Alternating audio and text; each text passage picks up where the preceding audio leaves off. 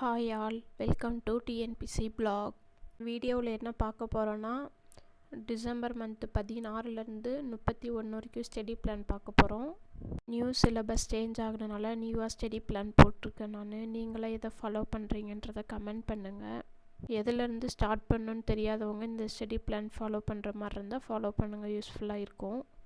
இப்போ தான் டிஎன்பிசி படிக்க ஸ்டார்ட் பண்ணுறவங்களுக்கு இது பெஸ்ட்டு சான்ஸு. ஏன்னா எல்லாருமே ஃபஸ்ட்லேருந்து தான் இப்போ படிக்க ஸ்டார்ட் பண்ணணும் நியூ சிலபஸ்னால். அதனால் எல்லாம் பயப்படாத உட்காந்து படிங்க.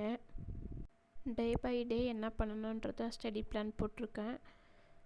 உங்களுக்கு ஸ்டடி பிளான் வேணும்னா கமெண்ட் பண்ணுங்கள், பிடிஎஃப் டிஸ்கிரிப்ஷனில் தரேன். ஹவுஸ் ஒய்ஃப் ஒர்க் போகிறவங்களுக்கெல்லாம் ஈஸியாக இருக்கும் இந்த பிளானு. ஏன்னா நான் ஹவுஸ் ஒய்ஃப்னால எனக்கு ஈஸியாக இருக்க மாதிரி தான் நான் ஸ்டடி பிளான் போடுவேன். ஒன் டே என்ன படிக்கணும்னா, ஃபஸ்ட்டு மேக்ஸில் ஒரு டாபிக் ஒரு 3 days ஆர் 5 days ஒரு டாபிக் எடுத்துகிட்டு கம்ப்ளீட்டாக போட்டு பார்க்குற மாதிரி இருக்கணும். ஜிஎஸில் ஒரு டாபிக் படிக்கிற மாதிரி இருக்கணும். கட்டாயம் திருக்குறள் டெய்லி ஒரு அதிகாரம் இல்லைன்னா ஒரு 5 daysக்கு ஒரு அதிகாரம் படிக்கிற மாதிரி இருக்கும். அற இலக்கியத்தில் நாலடியம், நான்மணிக்கடிகை, முதுமொழி காஞ்சி அந்த மாதிரி நிறைய கொடுத்துருக்காங்க நியூ சிலபஸில். அது ஒரு டாபிக் படிக்கிற மாதிரி பார்த்துக்கணும். இலக்கணத்தில் பிரித்தெழுது, சேர்த்தெழுது, new book or old book daily ஒரு இயல் பார்க்குற மாதிரி படிக்கணும்.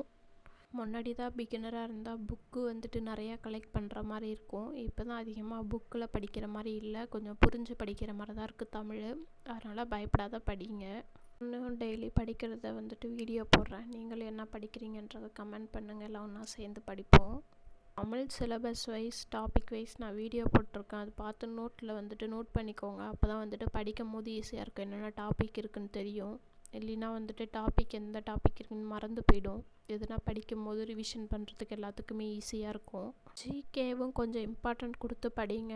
ஏன்னா ஜிகேவ்லேயும் அதிக மார்க் எடுக்கிற மாதிரி தான் இருக்கும். ஏன்னா ஃபஸ்ட் டைம் நம்ம எழுத போகிறோம் எக்ஸாம். கொஷின் எக்ஸ்பீரியன்ஸ் இருக்காது. அதனால் கொஷின் எப்படி கேட்பாங்கன்னு தெரியாது. எல்லாத்தையும் இம்பார்ட்டண்ட் கொடுத்து படிக்கிற மாதிரி தான் இருக்கும். எவ்வளோ பேர் சயின்ஸ் படிக்க வேணும்னு நினச்சிட்ருப்பீங்க, அப்படி பண்ணாதீங்க. நமக்கும் இன்னொருத்தவங்களுக்கு டிஃப்ரெண்ட் பண்ணுறது சயின்ஸ் மார்க்கு தான். ஏன்னா எவ்வளோ பேர் சயின்ஸ் படிக்க மாட்டேன் அப்படின்னு சொல்லிட்டு இருப்பாங்க. அதனால் சயின்ஸ் நீங்கள் இம்பார்ட்டன்ட் கொடுத்தே படிங்க, ஒன்றும் தப்பில்லை. அதில் கொடுத்துருக்கிறது டாபிக் மட்டும் படிங்க. வேணா நான் வேர் டு ஸ்டடி போடுறேன் அந்த சயின்ஸுக்கு மட்டும். தமிழுக்கும் எந்தெந்த இயல் இருக்குதுன்னு நான் நோட் பண்ணி சொல்கிறேன், உங்களுக்கு படிக்கிறதுக்கு ஈஸியாக இருக்கும்.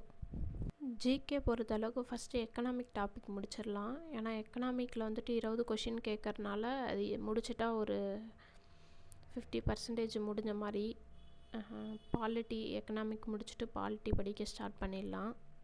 பாலிட்டி 15 கொஷின் கேட்குறாங்க. அதனால் செகண்ட் ஒன்னாக நம்ம பாலிட்டி படிக்க ஸ்டார்ட் பண்ணிடலாம். பாலிட்டிலாம் நோட்டில் நோட் பண்ணி வைக்கணும், அப்போ தான் ரிவிஷன் பண்ணுறதுக்கு ஈஸியாக இருக்கும். பொறுத்தளவுக்கு அழகு 7 இலக்கியம், தமிழ் அறிஞர்கள், தமிழ் தொண்டு 15 கொஷின்ஸ் கேட்பாங்க.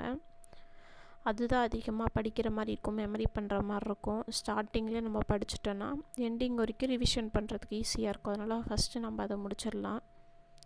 தமிழ் அழகு 1லாம் ஈஸி தான். பிரித்தெழுது, சேர்த்தெழுது, சந்திப்பிழை நீக்கு, அதெல்லாம் ப்ராக்டிஸ் பண்ணணும்.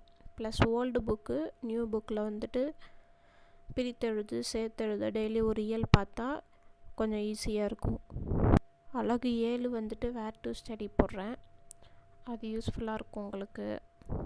உங்களுக்கு ஏதாவது டவுட் இருந்தால் கமெண்ட் பண்ணுங்கள், ரிப்ளை பண்ணுறேன். இந்த வீடியோ உங்களுக்கு பிடிச்சிருந்துச்சுன்னா லைக் பண்ணுங்கள், ஷேர் பண்ணுங்கள், சப்ஸ்கிரைப் பண்ணுங்கள். தேங்க்ஸ் ஃபார் வாட்சிங்.